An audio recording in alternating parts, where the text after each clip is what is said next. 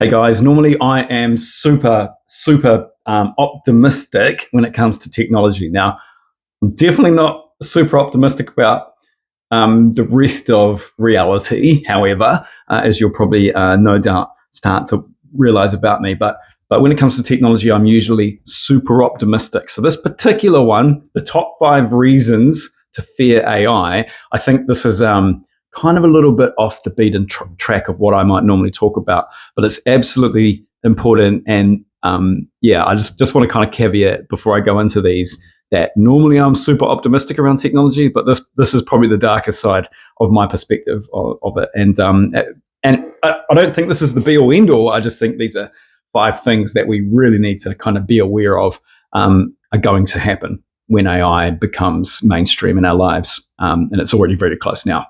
Number 1, let's kick it off. Number 1. Actually, before we do, make sure you like and subscribe. Okay, number 1, it's spyware. Okay, at the end of the day, call it what you want, but this is next generation spyware. Okay, there's an absolutely obvious reason why the biggest tech companies in the world, who currently are the biggest tech companies because they know so much about everyone, because of data collection, are so powerful. That's why they're so powerful, because they own a shit ton of data. And they spy on you. We know they do. TikTok has just been potentially banned for spying on American citizens, like Facebook and Google and whatnot don't. But anyway, it's spyware. Okay, that is the bottom line. And these companies are going to all invest in it because it's the next generation of spyware or data collection. So that is a genuine reason to fear the massive adoption of AI at large. Number 2, it's going to know you so well, possibly too well, possibly so intimately you may not feel comfortable with that. But that's just going to be a new paradigm reality that we live inside, is that AI is going to know everything about us. I mean, in many ways it already does, just hasn't really let on that information. But soon we're going to really see that genie come out of the bag, and we're going to see just how powerful this tool is in terms of its ability to know us. It will probably know us better than we know ourselves. And a great example of this is you can actually go away and ask ChatGPT, for example, tell me something I may not realize about myself. Tell me something that you can see in our conversations that we've had that I probably haven't really, realized, or a gap in my knowledge about myself, a recurrent theme. And you'll be quite shocked at what it comes up with, because it will probably come back and say, well, you're very good at this, you're very good at that, but there's one thing that you really often miss, and that's spelling there right? I don't know. It will know things about you that you probably don't know. And that's number 2 reason. Number 3 reason, and this is probably the biggest reason of them all, the corporates own it. Okay. Now, I don't know many corporations that have in their mission statement or their, the values that they put up around the walls. If you've ever worked for a big corporate, you'll know that, you walk in the front door and you see the values like people, fairness, equality, and all this, guff. I ain't never seen give away all our money as one of those values, okay? Because corporations are there for profit, right? That is it. Corporations are the epitome of capitalism, and we live in a capitalist, corporate-run society. And if you didn't realize that, just go have a quick look at the news and see what corporations are currently investing in the American government and running the American government. Okay, you could start with Trump is a corporation, a $1 billion enterprise, and the corporations are in it for profit. And if there is no profit, they're just probably not going to be a business. So I can't imagine that corporations are suddenly going to strip down their values and replace them with give everyone a really fair deal. They're going to, even Google themselves, their mantra was pretty close. It was do no evil. But man, I can guarantee that you're probably skipping through a shit ton of ads on YouTube right now, and it is probably doing your head in like it is mine. Now, that's because at the end of the day, even if do no evil, they are still there for profit. They are still there to generate revenue, and the only way to continuously do that in our current environment, our world, is to keep extracting more out of your database. Just keep hemorrhaging your value, your trust with your customers, and extract more money out of their pockets. I think it's called share of wallet. All right, so that's a really, really big thing to be worried about. That the people who control this are in it for the money. Now, if it was a government-owned thing, perhaps it would be a bit different because it would be state-owned and it would be the people own this. But it's not. It's the elite. Number 4, I think this is a really, really big one too. We won't be able to comprehend it. Now, just think about that for a second. You're dealing with a machine that's so intelligent that you just can't comprehend what it's doing or why or how. Now, I guess the only way to probably run an analogy for this would be you're at NASA and you're an astronaut overnight. Like they're like, oh, just pick you out of a crowd, and they've said, look, we're going to take you into space, and you just have to fill in the seat on the space shuttle, and you're like, hey, whoa, really me? I'm still a little bit hungover. And they're like, yeah, sorry, we just have to fill this gap. And then you walk in there, and they're like, so do you have any questions? You'd just be like, oh, fuck, I don't know. What, do I buckle up? Do I have to wear a seatbelt or something? Do I close my eyes? I don't know. I'm kind of just trusting that you've got this, right? And that's what it's going to be like. AI is going to come to you out of the blue and just say, you need to stop eating blueberries. And you're going to be like, I really like blueberries. Why? And it's possibly just going to say, sorry, you've run out of credits to ask why. Just stop. Okay? And that's going to be fucking freaky. Okay? That's going to be freaky.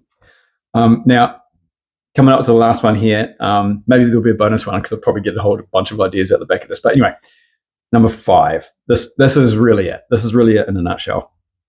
It's moving so fast. Okay? Just think about that. That is a key reason to fear this. Not because it's powerful or it's all the amazing things it can do. Just the fact that it's moving so fast. And again, if we pull out an analogy, it would be like you're at school and you're about to just enter the school championships, and you kind of like maybe the running race or something, and you're like, oh yeah, well, I've got a good chance of kind of competing here. I'm probably going to do all right. I might come second or third, and then you see that Usain Bolt is standing on the starting line, and you're just like, yeah, okay. And then you just see him just bolt, okay? And you just probably just walk off the field. Maybe there's a couple of Usain Bolts just to like take first, second, and third.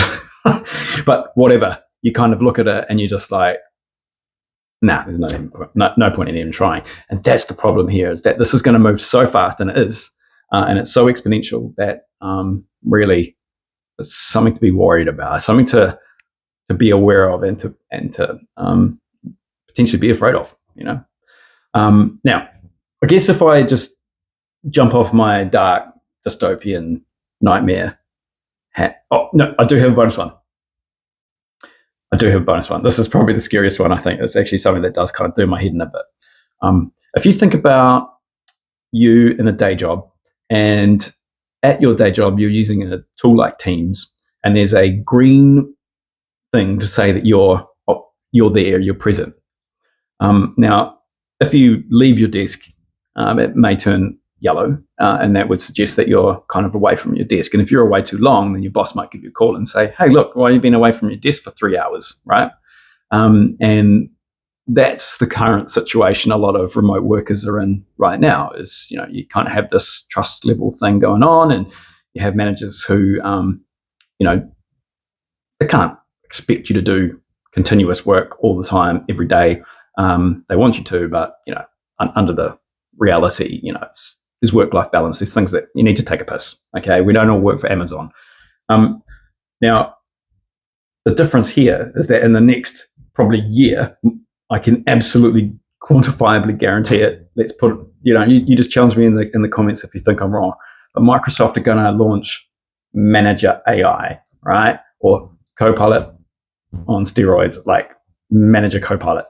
And that is going to be a ever-present AI-based manager who will understand and monitor your every move and every output as an employee. So you're going to sit at your desk, and if you're not typing, then you will, sorry, just hang on a second. Sorry, someone's just yelling at me. It was probably my manager. It was my AI manager. Hello, Paul, why aren't you working? So it's going to be able to understand you so well, like I mentioned before, and run that algorithm continuously on your work and understand Paul has been taking a piss for 2.5 minutes longer than he normally does on a Wednesday afternoon. And that is going to be the jail that we could perhaps, very likely will fall into, because that productivity, that capitalist society is all about that productivity gain, about making sure that you're extracting the most out of not just your customers but your employees for the most minimal amount possible. So yeah, I worry about that one. That's a scary one. That's like kind of right up there with Terminator level terrifying, because you could just be based on the AI will basically just sit in between you and the execs and just say, we believe that Paul has not been very effective in his workload, so we should sack him. Equally, they may be able to, it may work in reverse, and it may be like, Paul has been exceptional and he's been making wicked moves that no one else or hasn't been paid fairly for, right? And these things could really change the paradigm for exceptional workers like myself.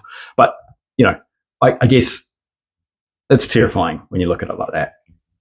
Now, what's the silver lining here? These are all the fears that we have. These are real fears, real reasons to worry about this upcoming wacky world we're moving into. What's the silver lining?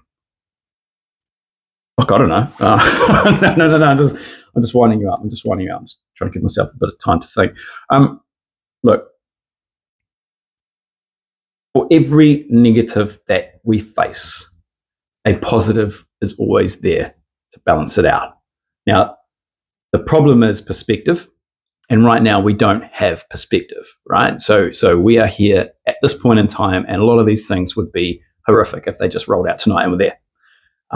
But under the future conditions, these things may be absolutely normalized and completely acceptable under the future conditions. Okay, it may not be that bad to have an AI manager, because the AI may be so caring and compassionate that it actually goes to bat for you with the execs and says, look, this guy needs a pay rise. He's an absolute asset to your company. It may be that it helps you succeed inside your role. It may be that you don't have to work as hard because the employer doesn't have to pay as much to manage you. Okay. Number 3, the corps own it. Yeah. But there's all these things that we possibly can't see, because the reality of the future is always blurred, and the upsides, the silver lining that we're kind of looking for right now, we just can't comprehend it. If you'd gone back and even say 1976 and said that, in the future, people will be sitting in an office on a computer from 9 till 5 every single day, that may have been horrific to think about. But then those people who are sitting in the offices right now are like, hell no, I don't want to be out on the road with this pen and paper doing all this shit, like all these manual calculations. And it's just very hard to forecast how you may feel in the circumstances that the future will have for us. So I would say these are all things, top 5 reasons to fear AI, but it's to be measured with the fact that we have no idea the amazing stuff that will come out and be available to us in the exact same moment. So I wouldn't worry about it. It's just some interesting stuff that I thought would be really cool to kind of paint a picture of where I see things progressing. And like I said, I'm normally very optimistic. So next time you tune in, I hope to have something less dystopian, more utopian. If you'd love to catch up on that, make sure you like and subscribe. I'm Paul, and I will see you next time on, what's my channel name? Drunk on Tech. Yeah, okay? And I'll probably have a beer in my hand at that stage. Ciao.